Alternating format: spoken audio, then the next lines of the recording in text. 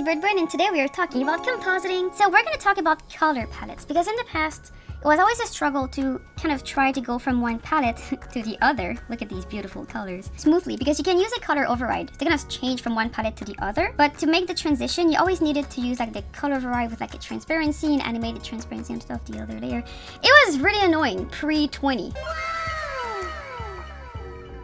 Since Harmony 20 we have a new node, or is it 17? I don't remember. We have a new node called the color fade, and that's what I'm going to show you how to use today. So if you don't have any idea what I'm talking about with like the color palettes, the color override and color fade and compositing, you might want to check my other videos on the subject. I have a video on the color palettes, on the tint panel and all that. Today we're going to focus more on like the color fade, so if you don't know what I'm talking about, you can still watch because it's very cool, but you might want to check out my video on the color palettes and on the tint panel first. That being said, let's dive in. So I'm going to go to my colors, just make sure that my normal color is on top.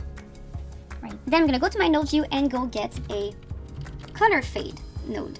So color fade looks like a color override, but it's not actually a color override. I'm just going to open both of them to show you what I mean. I have a color override here. If I open it, I have this bulky node, and then I have a color fade, which looks like that. So they're kind of similar, but there's one key difference, and it's that the color fade has the fade part. On the surface, it's pretty similar to a color override. So you're going to find the same options that you're familiar with, but you're going to get another option called the fade option. I'm going to show you how that works.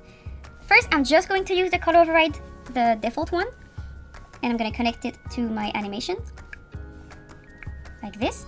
And then of course the color override, if you want to see palettes, you need to always connect it first and then open it, and then you're going to see your palettes.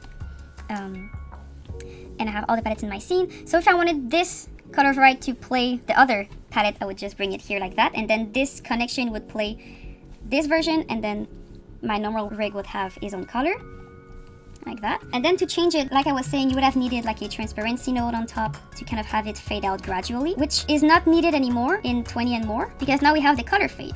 So color fade, what it will allow you to do is take your rig, connect it like this and then open it, and you're going to see this window. And then just like the color override, you want to take your palette. So I'm going to take my night palette, press here to bring it there, and then with the color fade you can choose how much you want that new palette to affect the old one. So I'm gonna get my fade here, I'm gonna set it to 0 so that I don't see anything, and if I put it to 50, it's gonna be like halfway there, and to 100, it's 100% the new palette. You can animate that using this button right here, and you get a Bezier editor, or you can go into your timeline, find your effect, and also animate the color fade directly from the timeline. So if I put a keyframe here and I put 0, and on frame 10 here I put a new key and put in 100, you're gonna gradually see, only in render view because it's not gonna work in OpenGL. In render view you're gonna see if you put interpolation that gradually you're gonna switch to the new palette. Of course, I've done it for the whole palette, but you can also do it just per colors. So just like the color override works, if you want to take one color and like change a URGBA or change it to something else, you can do that. It's still gonna work. It's just like a color override, but you have kind of power and time to animate it and change it using the fade feature. Alright, so that's all I had to say for today, and I hope you liked it, and I'll see you again next week for another video.